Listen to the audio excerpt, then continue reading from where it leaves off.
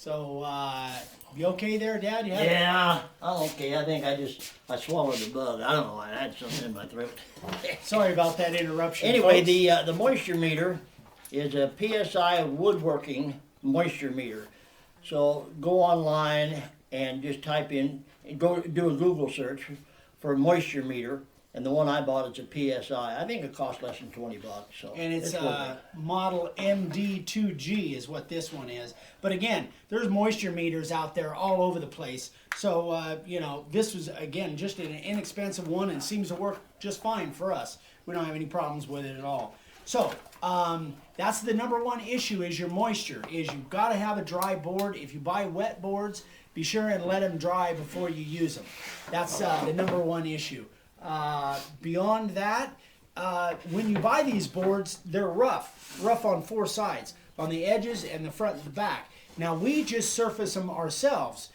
You can use a belt sander with a rough belt and do it that way. We have a jointer, as you can probably see here behind us. We have a jointer, and it works really well. It takes any cup that's in there, it will flatten that out.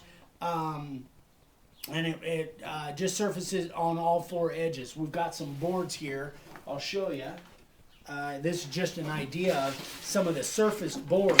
Here's a 6x24 that you know, we just run through the joiner on the edges. And now, in some cases, you depending on how you want to do it. You've got little small knots in there. I kind of like little knots like that as long as they're nice and tight, where I know it's not going to be an issue.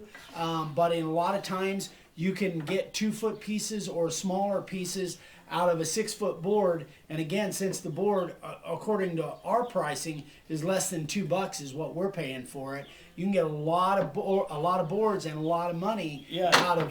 Just as an example, this is is a minimum $5 sign, and you can get probably a dozen of those out of one of these boards. So you're getting $60 for something you pay $2 for. This is actually my $10 board. Oh, okay. in Oatman. I sell this for $10. I round the corners and do it up like this. It's a smaller version of that. So if you get 10 of those out of one of those 6-foot boards, you've made $100 with a $2 material investment. Yeah, That's not too yeah, shabby. it's really good. So again.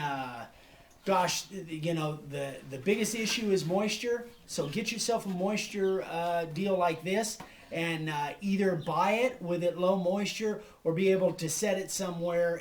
But try and set it outside where it's not in direct sunlight, because the direct sunlight, we believe, what we found is that it will develop, or it may develop splits and checks and get a little bit of warping or cupping.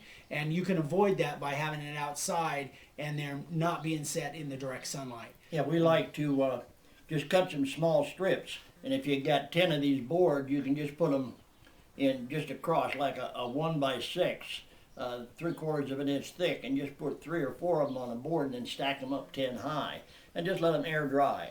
And it'll take a few days, sometimes a week for them to dry, but for the price, it's well worth it to invest. You can go down and invest like $30 or $40 and have enough material to make $400 or $500 worth of signs. So.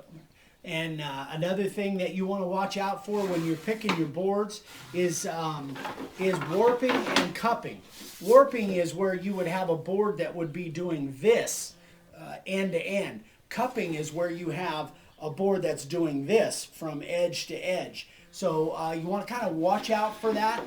If you're cutting small pieces, you can sometimes deal with warping or cupping. Cupping, if you've got a jointer, sometimes we can flatten that cup out to where it works out really well.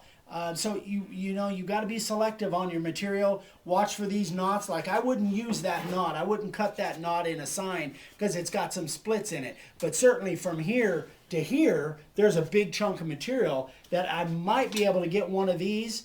I might be able to squeeze one of those out, but certainly one of these.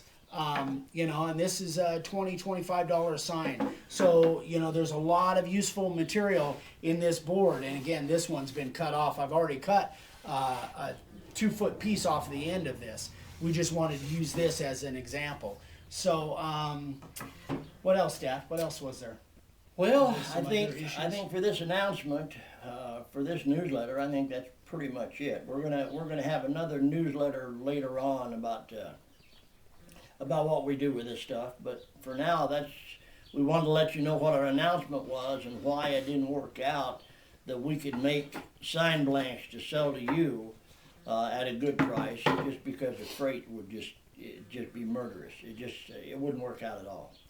Yeah, we were kind of hoping that we could do that and make it work, but it didn't work out. But we felt it was only fair to share with you guys as much information as we can, and we're hoping that this will be information that you guys can go out and make signs for a lot less than what a lot of material costs out there. So. And we've got some other stuff that we need to let you know about that we've discovered recently. We need to let you know about, but that's we'll save that for the next newsletter.